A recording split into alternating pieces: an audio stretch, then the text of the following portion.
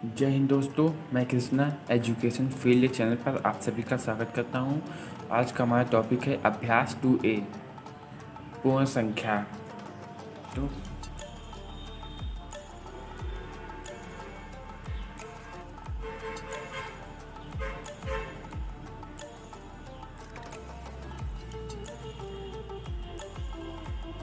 तो इसमें पहली सवाल क्या कर रही है कि सबसे छोटी पूर्ण संख्या बताइए। तो हम आइए देखते हैं सबसे छोटी पूर्ण संख्या क्या होती है। हमारी जो प्राकृतिक संख्या होती है वो 1 से शुरू होती है, ठीक है, 2 से शुरू होती है। उसमें अगर हम 0 लगा दें तो क्या है हमारी पूर्ण संख्या, और 0 क्या है, सबसे छोटी है। तो सबसे छोटी पूर्ण संख्या क्या है हमारी? सबसे छोटी पूर्ण संख्या 0 है। क्या है? 0। उसके बाद आइए हम देखते हैं दूसरी नंबर सवाल हमसे क्या कह रहा है कि संख्या रेखा पर निम्नांकित पूर्ण संख्याओं को प्रदर्शित कीजिए। तो संख्या रेखा तो एक वाली सीधी लाइन खींचते हैं, ठीक है। कितनी संख्याओं को कर रहा है? 0 से 5 तक की। तो यहाँ पे एक लाइन खींचेंगे, यहाँ पे 0 हो जाएगा। यहाँ पे दूसरा खींचेंगे 1, यहाँ पे 2, 3, 4 और यहाँ पर 5, ठीक है। उसके बाद आइए देखते हैं तीसरी नंबर सवाल हमसे क्या कह रहा है कि 3 क्रमागत पूर्ण संख्याओं में पहली और तीसरी संख्या का योगफल 28 है, तो संख्याएं ज्ञात कीजिए। तो इसमें कह रहा है 3 क्रमागत, मतलब 3 क्रम से आने वाली संख्या, जैसे ये 2, 3, 4 ये क्रमागत है, क्रम से आ रही हैं। तो 3 क्रमागत पूर्ण संख्याओं में पहली और तीसरी संख्या का योगफल।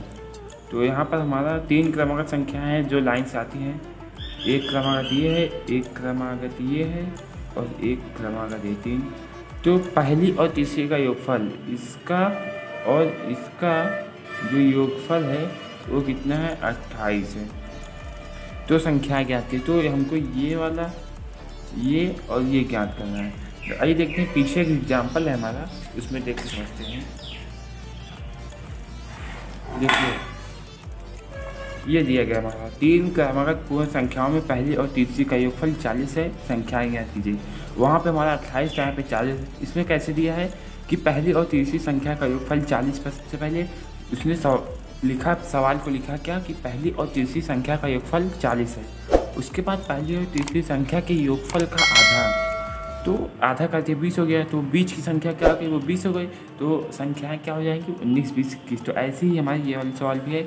अगर ना समझ में आया तो पीछे एग्जाम्पल में देख लीजिएगा आप। तो आइए देखते हैं कैसे होगा। तो हम सवाल में सबसे पहले क्या लिखेंगे कि पहली और तीसरी संख्या का योगफल, पहली और तीसरी संख्या का योगफल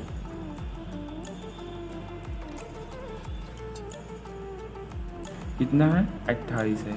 तो अब इसका आधा करेंगे, पहली और तीसरी संख्या का योगफल का आधा, तो क्या हो जाएगा हमारा? ये बीच वाली संख्या आ जाएगी, पहली और तीसरी संख्या के योगफल का आधा हम करते हैं, योगफल का आधा। हम 28 में आधा करेंगे, 28 का भाग दे देंगे 2 से, तो आएगा हमारा 14 आएगा, सॉरी 14 आएगा। तो ये क्या है? ये बीच की संख्या हो गई, ये इसकी संख्या हो गई। तो किसकी संख्या हो गई? बीच की संख्या क्या हो जाएगी? 14।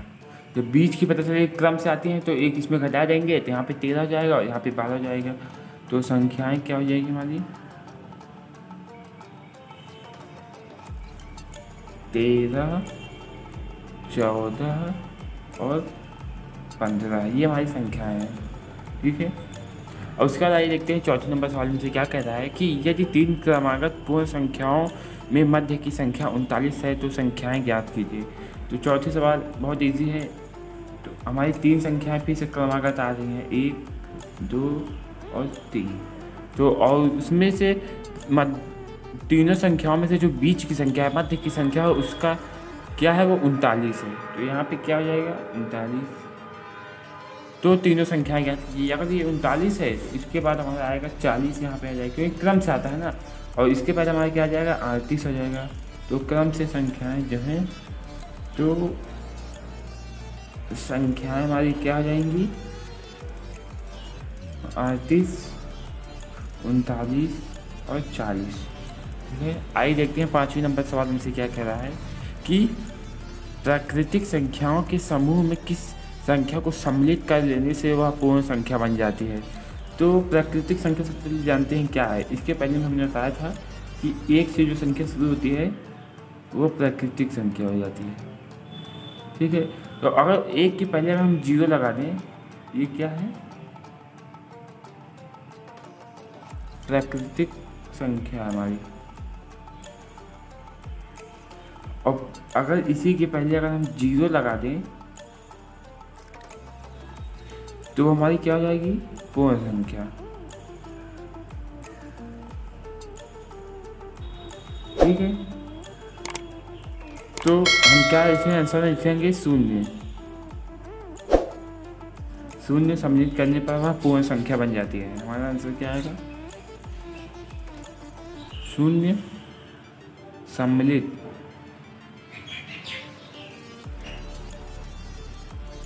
करने पर पूर्ण संख्या बन जाती है।